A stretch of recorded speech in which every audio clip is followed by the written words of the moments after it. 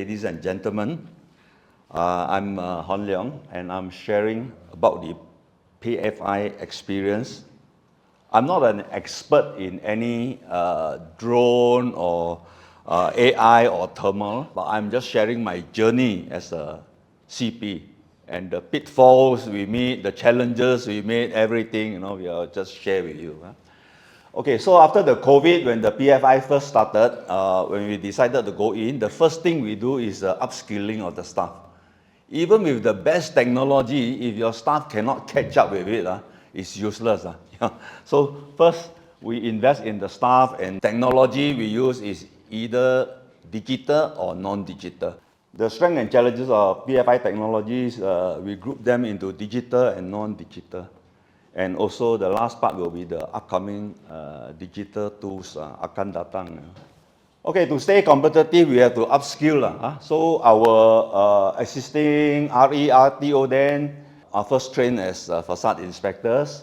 We also train them to be drone pilots, multitask to be thermographers, road access technician. They also go up to the scissor lift, boom lift, and they sort of multitask in all the available, all the requirements of the PFI. So we try to train them in all these things, and end of the day, a PFI trained facade inspector is the one who will be inspecting your building. For building owners, just a tip, make sure the person inspecting your building is a facade inspector. We heard in the market, there are workers posing to be facade inspector, and then you will be cheated if you don't check. You got to do a check and make sure they are highly trained facade inspector. Okay, so we are fortunate, we are thankful for enterprise grants. They gave us grants to buy. So we went for a high-end drone, high-end drone, thermal camera, 6-way sensor and so on. And dual operator, one will fly the drone, the other can check for defects. After flying the drone, at the end of the drone operation, almost 90% of the defects we can detect. If the CP is on site and our FI are trained as drone pilots, so we actually almost can detect 90% of the defects. The leftover 10% will be under the false ceiling, exposed, and so on. So another tip for the owners, building owners, make sure the CP is present for the drone operation. That will help a lot.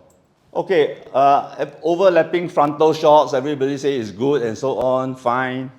But the defects actually are the one hidden below. There you can see two examples.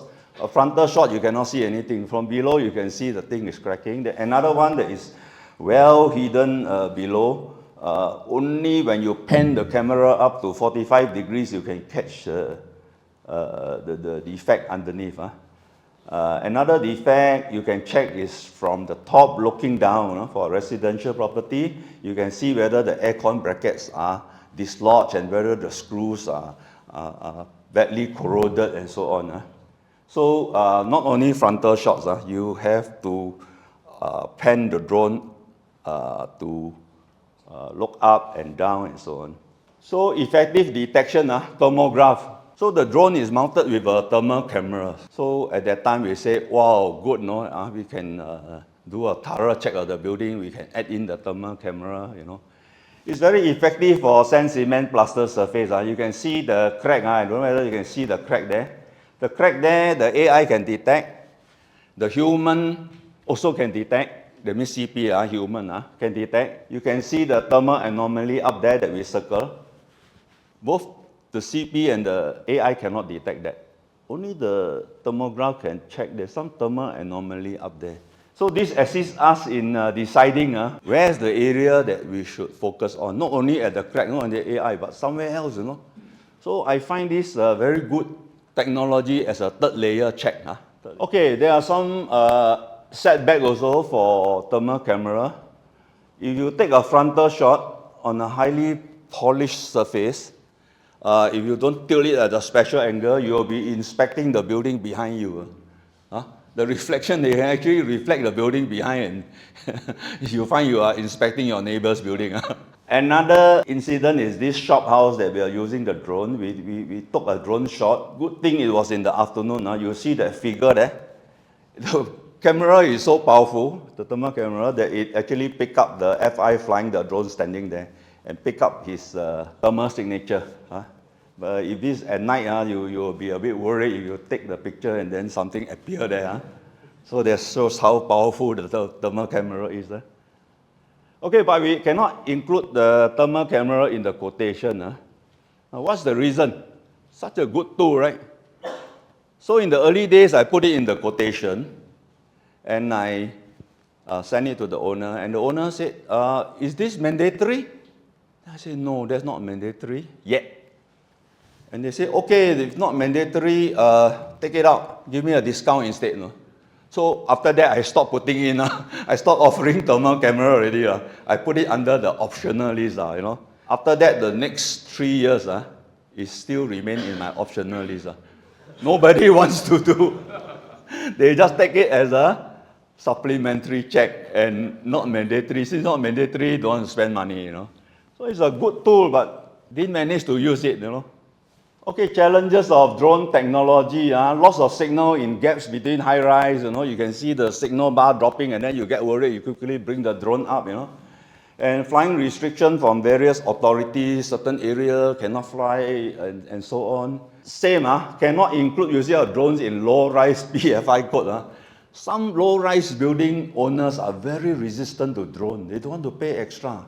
So they say, don't need drone. You can go up this building, that building. But I say, hey, it's a private condo. How do I go up and take a shot down, and so on. But end of the day, very resistant. So we have to sort of talk to them and give them some discount. But we still use drone. I still believe drone is a good tool, a good technology to use. So even you drop the price a bit, we'll still fly drone. So over here, we have an example in a back lane. I use a manual camera in the back lane, and you take a photo, you cannot see what is on top, above the line, cannot see clearly. The next one is the drone shot. Then you can see the loose tiles up there, you can see the antenna hanging at the end, and so on. So I'll still be more comfortable with a drone. Even though they don't want to pay for the drone, I'll still use it.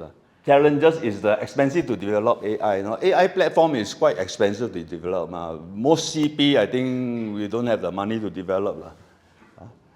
And AI is not intelligent enough now. Now, why do I say that? So we have trained the drone to pick up defects from plants and shrubs on the building. The trouble is a lot of people put potted plants on the balcony. So the drone pick up the potted plant as defects. So the humans still have to check on the AI. Don't depend on the AI too much. In another job, I have one elevation with 7 different facade types. Green wall, so on, metal, stone, and so on. And the AI went crazy when I feed it in, and it cannot detect too many types. So not good enough now, but maybe in future they will develop and will be better.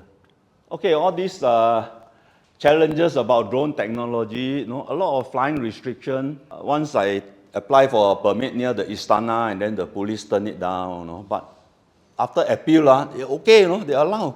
So nowadays, government authority quite friendly, can discuss and accommodate us. They just got to comply with some sensitive areas.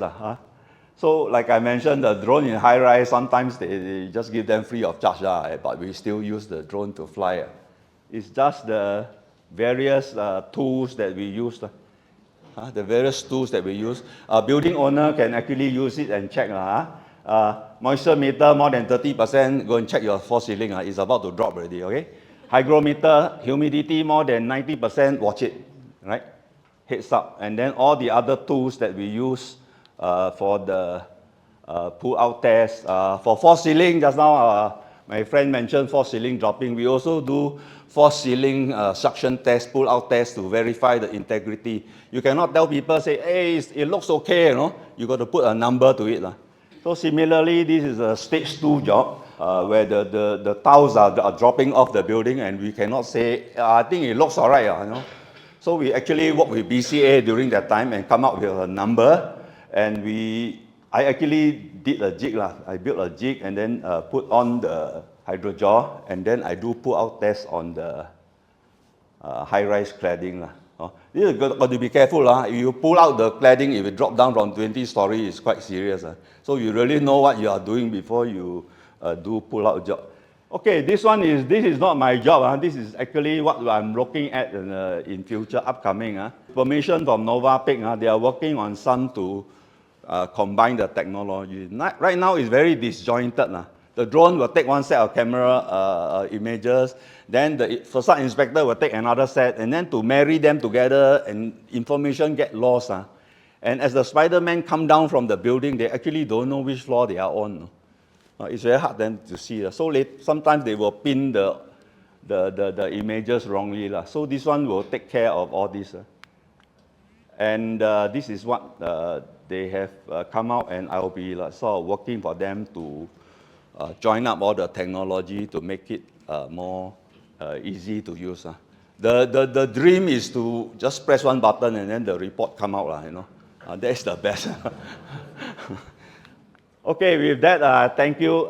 Just some comments on the technology. Just a tool. Don't get carried away.